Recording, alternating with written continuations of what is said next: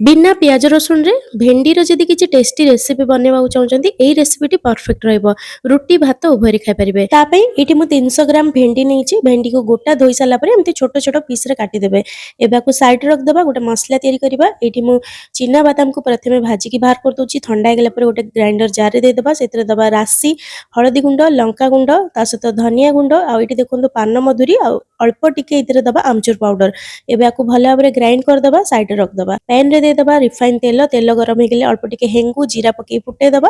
जीरा फुटी गले काटिक रखथिबा भेंडी को देकी 1 ରୁ 2 मिनिट पे भाज दबा। बेसी समय भाजीबनी जस्ट टिके समय भाजी गेला परे सेतर भुसंग पत्र दबा। बहुत बढ़िया फ्लेवर बास्ना आसीबो। जेहेतु बिना प्याज रसुन रे बना होची भुसंग पत्र पकेले टेस्ट ता भल आसीबो।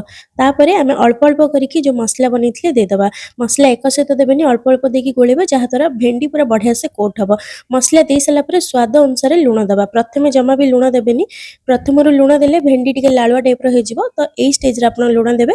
तापरे गैस रो फ्लेम को पूरा लो करिकी आको आमे भाजीबा। तो एठी आपण माने देखिले केते सहज बनेबा। चटपटा टेस्ट सहित गोटे नटी फ्लेवर ऐड करिवो। निश्चय घरे ट्राई करंतु। भल लागिले लाइक शेयर कमेंट करिवे। रहुची धन्यवाद।